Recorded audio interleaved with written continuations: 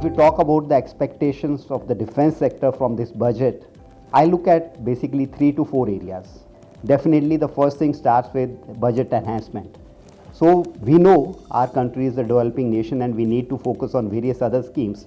But definitely after adjusting the inflation, we should look at another 4 to 5% of budget increase. So that makes it overall of 9 to 10% of overall budget increase should come.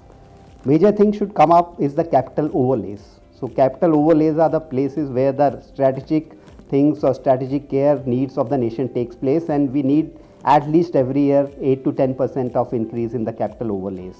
Another things in this, we need to focus on the high-tech technologies like drones. You have seen in case of Ukraine war, the face of the warfare has changed, and these are the drones and the unmanned aerial vehicles which are calling the shots. And India is woefully short in that, and defense budget should focus on enhancing and giving incentives for these strategic sectors. Also for the pensions, for the BRO, we are looking at enhancement on the China sector. We should look at more outlay for the BRO, and also for the innovation that is very important in our country. So the schemes like IDX, technology, DTF and all TDF and other funds, they should be enhanced and the accountability fixed for these funds so that they are used in the right directions. And once they are used, when a firm or a startup or a MSME has given us something, that should be utilized for the nation and that should be utilized for the forces.